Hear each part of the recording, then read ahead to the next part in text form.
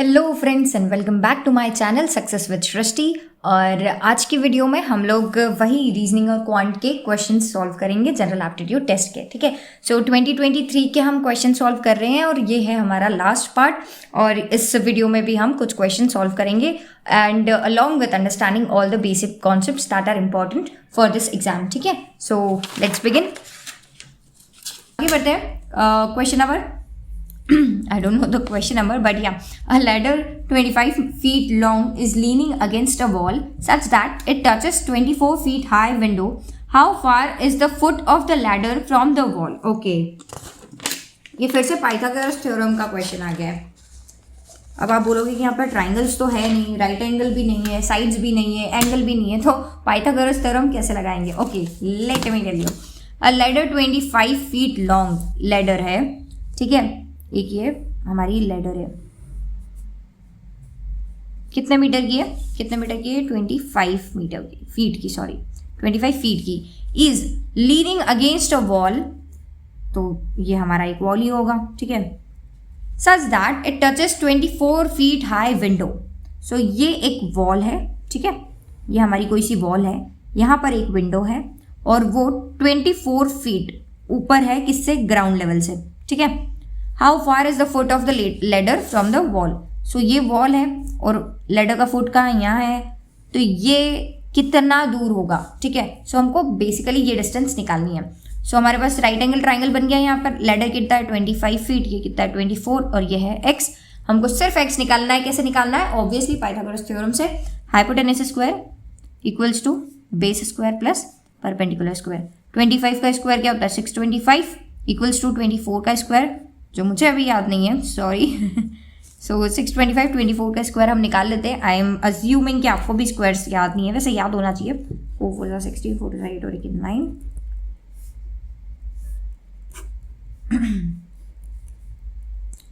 576। I hope कि ये सही आंसर आया हो। ठीक है, 15 1 1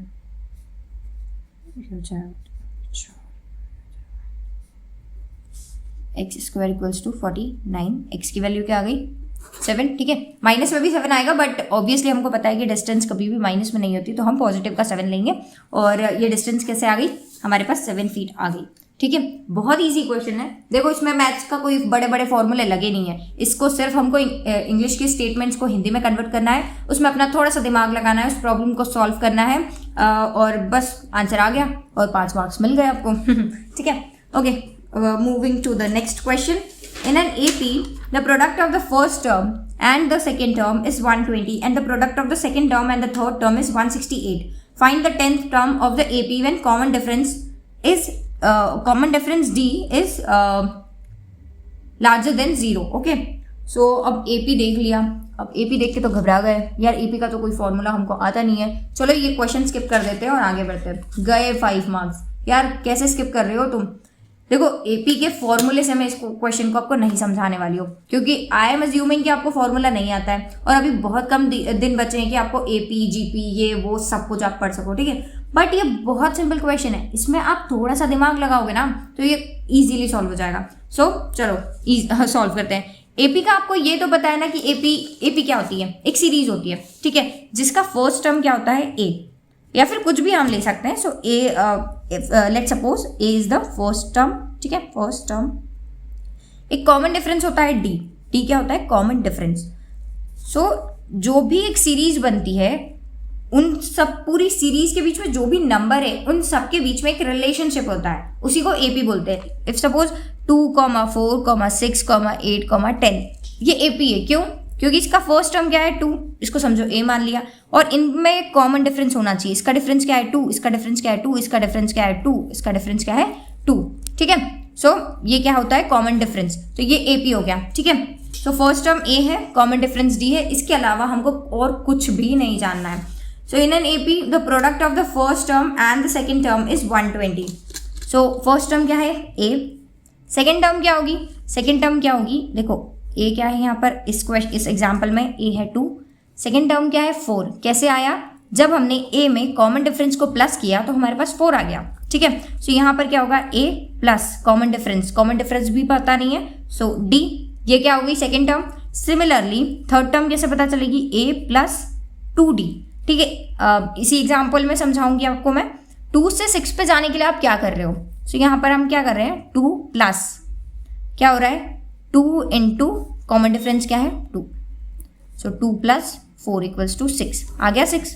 ठीक है, ऐसे ही a plus 3d, a plus 4d, a plus 5d, ऐसी हमारी AP बनती है। ठीक है, सो ये हमारी AP बन चुकी है। अब हमको क्वेश्चन में क्या दिया है कि जो फर्स्ट टर्म और सेकंड टर्म है उसके प्रोडक्ट का वैल्यू क्या है 120। ठीक है, a into a plus d equals to 120। ठीक है, और भी इंफॉर्मेशन दी है, the product of the second term and the third term is 168। Second term क्या है ये, थर्ड टर्म क्या है ये, इनका प्रोडक्ट क्या है 168।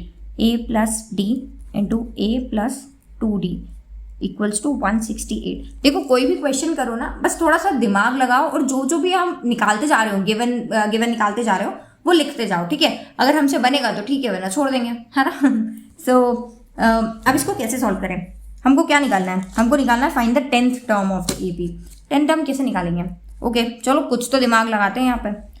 जब दिमाग लगाया तो हमको दिख रहा है कि a प्लस डी और a प्लस डी यहाँ पर कॉमन है, तो हम कॉमन वैल्यू निकाल सकते हैं। ठीक है, a प्लस डी की वैल्यू यहाँ पर क्या हो जाएगी, a यहाँ पर चले जाएगा 120 अपॉन a। ठीक है, इस सिचुएशन में या इस इक्वेशन में a प्लस डी की वैल्यू क्या आ गई 168 अपॉन ये नीचे चले जाएगा। ठीक है, a प्लस 2d, देखो मैं 0 लेवल से समझा रही हूँ। ठीक है, अब ये भी a प्लस डी की वैल्यू है, ये भी a प्लस डी की वैल्यू है, मतलब कि ये दोनों क्या होंगे, इक्वल होंगे। ठीक है, इक्वल कर देते हैं, 120 upon a equals to 168 upon a plus 2d। अब इसको सॉल्व करते हैं, ये इधर चले जाएगा, ये इधर चले जाएगा, क्रॉस मल्टीप्लाई। ठीक है, सो ये हो जाएगा 120a plus 240d equals to 168a। 128a इधर गया तो ये बन जाएगा 120a माइनस हो जाएगा इसमें से, तो यहाँ पर होगा 48a। ठीक है, इक्वल्स टू 240d। ठीक है, आ रहा है समझ में। इसको कट कर देते हैं, 12 से कट कर सकते हैं, मतलब ओके चलो डायरेक्ट नहीं कट करती हूँ, इसको मैं यहाँ ले आती हूँ। सो 240d हमारे पास है इक्वल्स टू 48a जो है 48 को हम यहाँ पर अपॉन में ले आते हैं और ये a हो जाएगा। ठीक है, अब हम इसको कट कर सकते हैं, अब तो कट कर सकते हैं, 12 से कट करते हैं, 20, 12 4 जा 48, 5, सो 5d इक्वल्स टू a। एक हमको वैल्यू आ गई है। अब क्या करना है यार, अभी भी हमारी नंबर्स में तो वैल्यू आई नहीं है, 10th टर्म कैसे निकालेंगे, अरे यार बहुत ईजी है, निकल जाएगा। कैसे निकलेगा, अब क्या करेंगे हम 5d इक्वल्स टू a, यहाँ पर हम वैल्यू रख देते हैं। इस इक्वेशन में जब हम a की वैल्यू 5d रखेंगे तो हमको d की वैल्यू आ जाएगी ना, तो इस इक्वेशन में हम वैल्यू रख देते हैं। तो a की जगह क्या रख रहे हैं 5d, यहाँ पर क्या हो जाएगा 5d plus d equals to 120। ठीक है, ये हो जाएगा 5d इंटू 60 इक्वल्स टू 120, मतलब कि 30d स्क्वायर इक्वल्स टू 120। जब ये कट होगा तो ये 4 हो जाएगा, d स्क्वायर इक्वल्स टू 4। ठीक है, d की वैल्यू क्या आ गई 2। अब यहाँ पर भी डाउट आ रहा होगा कि यार d की वैल्यू प्लस माइनस 2 आएगी ना, माइनस में भी तो 2 आ सकता है, पर क्वेश्चन में देखिए, क्वेश्चन में क्लियरली दिया है कि कॉमन डिफरेंस d जो है वो 0 से बड़ा है, मतलब नेगेटिव नहीं हो सकता है। ठीक है, कॉमन डिफरेंस d जो है वो 0 से बड़ा है, वो क्वेश्चन में दिया है, मतलब d नेगेटिव नहीं हो सकता है, इसलिए हमने पॉजिटिव वाला 2 लिया है एज अ कॉमन डिफरेंस। ठीक है, दूसरे पेज पे जाते हैं। सो d की वैल्यू क्या आ गई है 2। ठीक है, a क्या आया था हमारे पास, a इक्वल्स टू 5d आ गया, तो a की वैल्यू क्या हो गई 10। ठीक है, सो फर्स्ट टर्म क्या हो गई 10, सेकेंड टर्म क्या होगी 10 प्लस 2 12, थर्ड टर्म क्या होगी 14, फोर्थ टर्म 16, फिर 18, फिर 20, 22, 24, 26, 28 और ये चलता रहेगा। ठीक है, अब हमको कौन सी टर्म चाहिए 10th, ये फर्स्ट टर्म है, ये सेकेंड है, ये थर्ड है, fourth, fifth, six, seventh, eight, ninth, 10th term क्या आ गई हमारे पास 28 और आ गया हमारा आंसर। बिना किसी फॉर्मूले को यूज़ करे हमारा आंसर आ चुका है 28 और हाँ ऑप्शन में भी 28 है, so option number C 28 is the right answer. So AP GP ये वो देख के घबराना नहीं है, बस अपना दिमाग लगाना है और जो जो क्वेश्चन से आप एक्सट्रैक्ट कर पा रहे हो, जो जो गिवन लिख पा रहे हो, जो जो सॉल्व कर पा रहे हो, किसी की वैल्यू निकाल पा रहे हो, वहां तक क्वेश्चन सॉल्व कर लो, अपने आप मंजिल तक पहुंच जाओगे। ठीक है, रास्ते पर चलते रहो, मंजिल तक अपने आप पहुंच जाओगे। Okay, I think these are the 2 last questions and let's solve it. ठीक है, इसको खत्म करते हैं आप। If 7 digit number 485A64B is divisible by 8 and 9, then find the greatest value of A plus B। तो ये क्वेश्चन है डिविजिबिलिटी रूल्स के। ठीक है, डिविजिबिलिटी रूल्स आपको आने चाहिए, डिविजिबिलिटी, क्योंकि ये भी एक ना कॉमन टॉपिक होता है कॉम्पिटिटिव एग्जाम्स के लिए। सो डिविजिबिलिटी रूल्स 2 का डिविजिबिलिटी रूल क्या होता है? मतलब डिविजिबिलिटी रूल मतलब कि एक नंबर पर्टिकुलर दूसरे नंबर से डिविजिबल है, ये कैसे पता करेंगे? हम डिवाइड करके नहीं पता करेंगे, हम पता करेंगे इन रूल्स के थ्रू। ठीक है, क्योंकि इससे आपका क्वेश्चन सॉल्व बहुत जल्दी होते हैं। ठीक है, सो 2 का डिविजिबिलिटी रूल होता है कि every even number is divisible by 2। ठीक है, सो जो लास्ट डिजिट होता है वो क्या होना चाहिए? इवन होना चाहिए।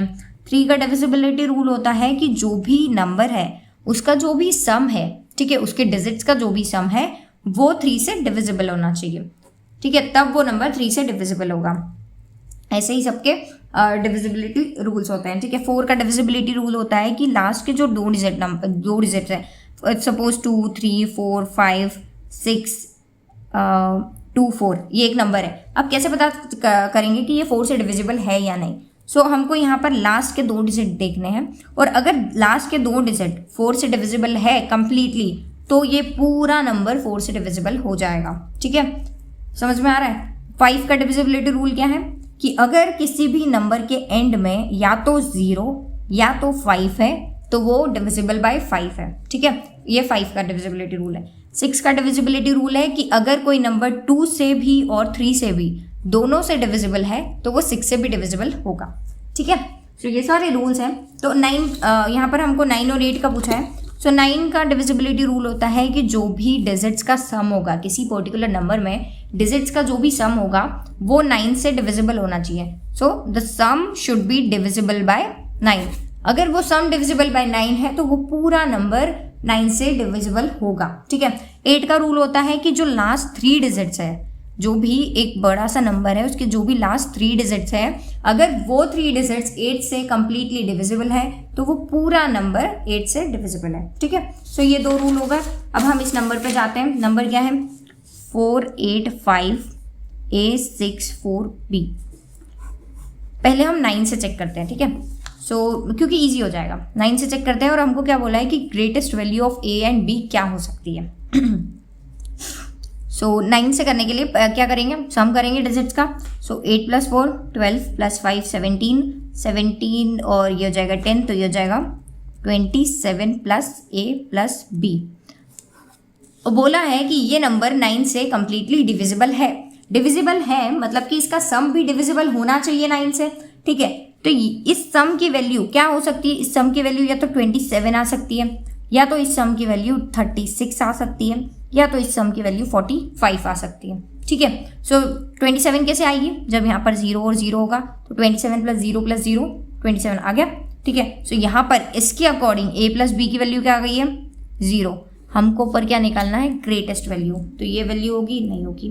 अब 36 पे जाते हैं। सो 27 + A और B, A + B की वैल्यू क्या होगी? A + B की वैल्यू, A और B की हमको अलग अलग तो वैल्यू निकालना नहीं है, तो A + B की वैल्यू क्या होगी? 9 होगी। ठीक है, सो A + B की एक वैल्यू क्या आ गई हमारे पास?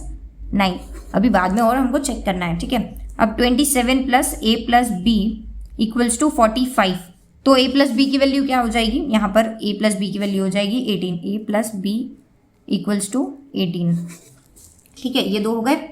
अब हम 18 वाले को, अब ग्रेटेस्ट बोला है तो हमको तो ये 18 दिख रहा है ग्रेटेस्ट। ठीक है, पर 18 है क्या ऑप्शन में? हाँ, ऑप्शन में भी है। चलो टिक कर देते हैं। अगर टिक कर दिया ना तो पूरे 5 मार्क्स गए और नेगेटिव का 1 मार्क अलग आ जाएगा आपको।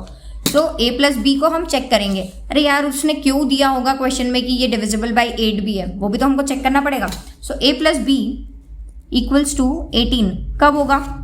तभी होगा जब ये 9 और ये भी 9 होगा, क्यों? क्योंकि इसको 8 अगर आप रखोगे तो फिर a को 10 रखोगे और a 2 डिजिट नंबर तो है नहीं, ठीक है। तो जब ये 9 और ये 9 होंगे तभी 18 होगा, ठीक है। आ रहा है समझ में?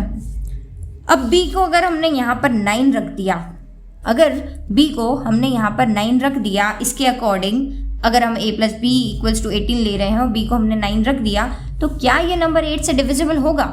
यार 9 अगर पीछे आ गया तो ये क्या बन गया? ये ऑड नंबर बन गया, और ऑड नंबर 8 से कैसे डिविजिबल हो सकता है? आ रहा है समझ में? सो ये कभी भी डिविजिबल नहीं होगा। अब बचा क्या है हमारे पास? a plus B equals to 9, और ये हमारा आंसर है। So a plus B equals to 9 is the correct answer. So divisibility rules एक बार देख लीजिएगा, वैसे मैंने आपको बता दिया तो इनको थोड़ा सा याद रखिएगा। Okay, so this is the last question and the question is, a thief is spotted by a policeman from a distance of 200 meters. The policeman starts chasing at a speed of 10 km per hour while the thief is running at a speed of 8 km per hour. After how much time in minutes will the thief be caught? ठीक है, सो ये question है speed, time और distance का, जिसमें कि बोला है कि एक थीफ है, चोर है, वो भाग रहा है, ठीक है, और वो पुलिसमैन से 200 मीटर की दूरी पर है। एंड पुलिसमैन स्टार्ट्स चेजिंग, और पुलिसमैन की स्पीड क्या है? 10 किलोमीटर पर आवर, और चोर की स्पीड क्या है? 8 kilometre per hour. After how much time, कितने टाइम के बाद वो पुलिसमैन उस चोर को पकड़ पाएगा, ठीक है। सो स्पीड ऑफ पुलिसमैन यहाँ पर क्या है? Speed of 10 kilometre per hour, and speed of thief कितनी है? 8 किलोमीटर पर आवर, ठीक है। और डिस्टेंस कितना है? 200 मीटर, और हमको क्या निकालना है? टाइम, किसमें? इन मिनट्स। सो ऑब्वियसली पहले हम यूनिट सेम करेंगे, 10 किलोमीटर पर आवर और 8 किलोमीटर पर आवर को पहले हम यूनिट सेम करेंगे, मतलब मीटर पर सेकंड में कन्वर्ट करेंगे। उसके लिए क्या करेंगे? किलोमीटर, 1 किलोमीटर में कितने मीटर होते हैं? 1000। सो ऊपर को 1000 से मल्टीप्लाई करेंगे और डिवाइड किससे करेंगे? 3600 से, ठीक है। सो 10 इंटू 1000 अपॉन 3600, और यहाँ हो जाएगा 8 इंटू 1000 अपॉन 3600, ये जाएगा 5, ये जाएगा 18, ये जाएगा 5, ये जाएगा 18, ठीक है। और काट सकते हैं इसको, ये जाएगा 5, ये जाएगा 9, ये जाएगा 4 और ये जाएगा 9। सो पुलिसमैन की स्पीड क्या हो गई? 25/9, और चोर की स्पीड क्या हो गई? 20/9, ठीक है। अब हमको तो फॉर्मूला ये पता है कि speed equals to distance upon time, ठीक है। इससे हम टाइम तो निकाल लेंगे क्योंकि हमारे पास डिस्टेंस है, ठीक है। टाइम हमारे पास दिया नहीं है और टाइम हमको निकालना है, ठीक है। अब स्पीड हम किसकी लें? पुलिस की लें या थीफ की लें? समझ में नहीं आ रहा ना। सो इसका है एक कॉन्सेप्ट होता है रिलेटिव स्पीड का, ठीक है। कॉन्सेप्ट क्या होता है? रिलेटिव स्पीड का। इसमें ये होता है कि अगर 2 स्पीड्स दे रखी है, ठीक है, जैसे कि 2 ट्रेन्स है या फिर 2 लोग हैं आपस में भाग रहे हैं, उनकी स्पीड्स दे रखी है, तो फिर हम रिलेटिव स्पीड लेंगे, ठीक है, और फिर इस क्वेश्चन को सॉल्व करेंगे। तो यहाँ पर स्पीड नहीं, क्या लेंगे हम यहाँ पर? रिलेटिव स्पीड, ठीक है। अब रिलेटिव स्पीड निकालते कैसे हैं? सो 2 चीज़ें हैं कि अगर लोग अपोजिट डायरेक्शन में भाग रहे हैं, मतलब कि ये इस डायरेक्शन में भाग रहा है और ये इस डायरेक्शन में भाग रहा है, ठीक है, अपोजिट डायरेक्शन है, तो उसमें स्पीड्स क्या होगी? प्लस होगी, ठीक है, स्पीड्स ऐड होंगी। अगर सेम डायरेक्शन में भाग रहे हैं तो उसमें स्पीड माइनस होती है, ठीक है। ये होता है रिलेटिव स्पीड का फॉर्मूला, ठीक है। अब यहाँ पर कौन सी डायरेक्शन है? अब क्वेश्चन में तो दिया नहीं है कि अपोजिट डायरेक्शन है या सेम डायरेक्शन है, पर पता चल जाएगा ना। चोर भाग रहा है, ठीक है, इधर भाग रहा है एक पर्टिकुलर स्पीड से, अब पुलिस उसको पकड़ रहा है, तो पुलिस इधर से तो पकड़ेगा नहीं, बोला है कि 200 मीटर दूर है उससे। सो यहाँ से 200 मीटर पे पुलिस है, ठीक है, और वो यहाँ से भाग रहा है चोर को पकड़ने के लिए। सो क्या हो गई? डायरेक्शन क्या हो गई? सेम हो गई। सेम डायरेक्शन में हम क्या करते हैं? सेम डायरेक्शन में हम स्पीड को क्या करते हैं? माइनस, ठीक है। सो रिलेटिव स्पीड क्या हो जाएगी? सो रिलेटिव स्पीड हो जाएगी पुलिसमैन की स्पीड माइनस चोर की स्पीड। पुलिसमैन की स्पीड क्या है? 25/9, चोर की है 20/9। सो 25/9 माइनस 20/9 क्या आ गई? Relative speed 5/9। अब सिंपल फॉर्मूले में पुट कर दो, relative speed equals to distance upon time. Time हमको निकालना है, डिस्टेंस क्या दे रखी है? 200 मीटर। रिलेटिव स्पीड हमारी क्या निकली है? वो निकली है 5/9 मीटर पर सेकेंड, ठीक है। सो 5/9, टी इधर आ जाएगा, ठीक है, और इन सबको उधर पहुंचा दो। T equals to 200 into 9 upon 5, ठीक है। इसको कट करेंगे, ये हो जाएगा 40, और ये हो जाएगा 360। 360 किस यूनिट में आया है? ये क्या था? मीटर पर सेकंड। तो ये मीटर है, ये सेकंड है, तो टाइम किस में आया है? सेकंड में। ठीक है, ये मीटर है और टाइम किस में है? सेकंड में। सो टाइम किस में आया है? सेकंड्स में। 360 सेकंड हमारा आंसर है। पर ऑप्शंस में तो दे ही नहीं रखा है 360। अब हमको लगेगा कि गलत है। नहीं यार, यहाँ पर क्या बोला है? मिनट्स में, और हमने अभी काई में निकाला है सेकंड्स में। अब इस सेकंड्स को काई में कन्वर्ट कर दो, मिनट में कन्वर्ट कर दो। सो 360 सेकेंड, एक मिनट में कितने सेकंड होते हैं? 60 सेकंड्स। तो 360 सेकंड कितने मिनट में होंगे? 6 मिनट्स में। So 6 minutes is the answer. ठीक है, so 6 minutes, option number C is our answer. ठीक है, okay, so this is the last question of the series. और अभी इसी के साथ 2023 के क्वेश्चंस हमारे कंप्लीट हो चुके हैं। आई विश कि आपने बाकी के वीडियोस देख लिए हैं, और अगर नहीं देखा है तो प्लीज़ उन्हें देखिए। एंड प्लीज़ कमेंट्स में मुझे बताइए कि और किन टॉपिक्स पर आपको वीडियोस चाहिए। So I will give my best in making those videos. अगर पॉसिबल हो पाया तो मैं वो वीडियोज़ बनाऊंगी। ठीक है, सो कमेंट्स में प्लीज़ बताइएगा। And please like and share the video and subscribe to my channel. Okay, bye, take care.